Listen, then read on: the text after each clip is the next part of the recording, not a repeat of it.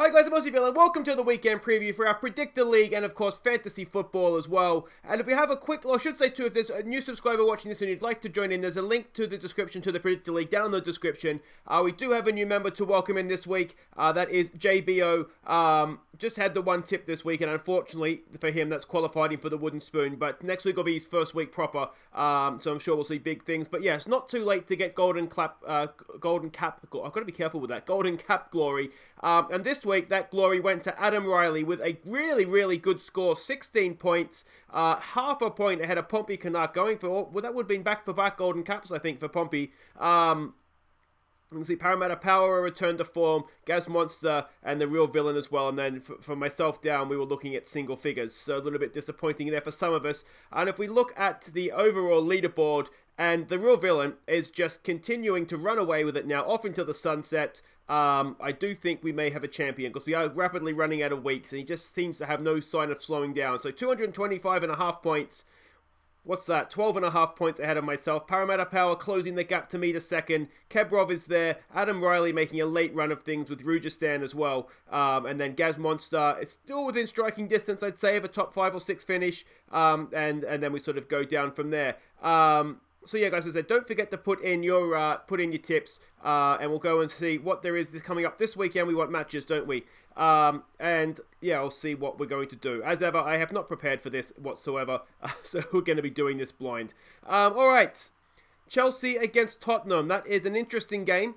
I'm going to say Chelsea. No, Chelsea didn't play in Europe this week, did they? They're next week.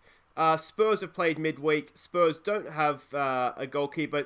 Jose is just going to try and stink the place out, isn't he? I'm going to say he's going to fail 2-0 Chelsea. Burnley versus Bournemouth.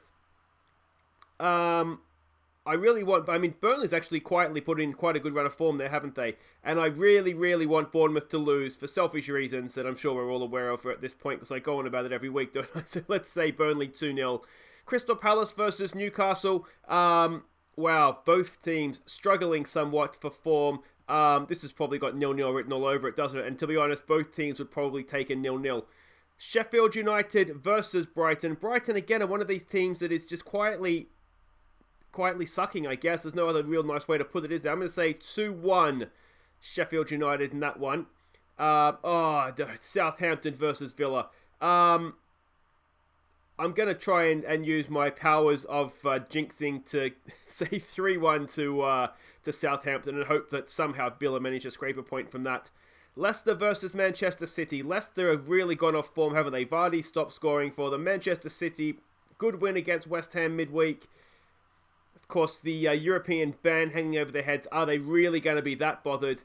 I'm going to say, I think 2-1. I think they might just have enough about them there. Manchester United versus Now, of course, Watford beat them, didn't they, when they played them last time? Manchester United's going to have a game in Europe until Thursday night tonight, if you're watching as soon as it comes out. Again, I want Watford to lose for selfish reasons, so I'm going to say they do that, and they do that 3-1. Wolves versus Norwich. Again, Wolves playing in Europe. Norwich desperate for points. I think this could be... I'm going to say 1-1. Yeah. I don't know why that, but I'm going to say that. Arsenal versus Everton. Again, two teams in decent enough form.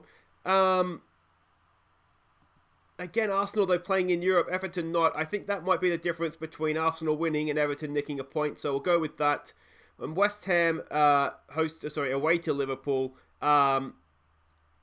Liverpool, they obviously had a little bit of a disappointing result, didn't they, midweek? I'm going to say, they usually concede a goal. I'm going to say 3-1 to Liverpool there. So it looks like a few of you put your tips, and if you haven't done yet, don't forget to do so. If you have a quick look at the fantasy comp, I had a decent week, but to be honest, Cobra Chickens absolutely smashed it to pieces, 75 points. I tell you what, the Math Bandits, now we've got to add 1,200 or so points onto his tally at 1,242. I think I worked out he was at 1,338. So still a fair way behind the leader there. But I tell you what, if he keeps that form up, I wouldn't write him off second place just yet. But yeah, really tightened up for second and third there, isn't it? And 48 points. Haven't given up on top place yet, but I've pretty much played all my cards. So I don't really have anywhere to go. If we look at my team for this upcoming week, I have made a transfer. I'm going to keep Nick Pope in goal for the home game against Bournemouth, even though Schmeichel, I left 7 points on the bench last week with my goalkeeper. We're going to keep Alexander-Arnold and the 2 Sheffield United boys in the centre of our defence, although Lundstrom hasn't been playing as much. I'll leave him in there, and then if he doesn't play, then Tarkowski should come off the bench, although I'm wondering... No, we'll stick with that. So Cantwell, De Bruyne, Salah and Ward-Prowse, my midfield. The signing or the change I've made, I have brought in Snodgrass.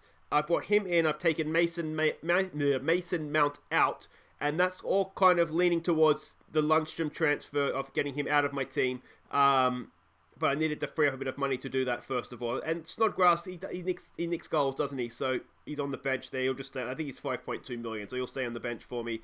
And the strikers, I've got my 2 Southampton boys up top, again, using the power of fantasy football to jinx the real-life team. And Sergio Aguero, obviously, will be up there as well. And Ings as captain, because, let's face it, he's probably going to score. And if he doesn't, it's going to be good news for Villa. So that's my team. That's my tips for the week. Guys, don't forget to put your tips in. If you are a new subscriber, as I said, welcome aboard. And please don't hesitate in joining this, as I said. Every week, you will get recognised for the Golden Cap should you top the pool. So until then, guys, enjoy your weekend. I'll be back next week for next week's weekend preview.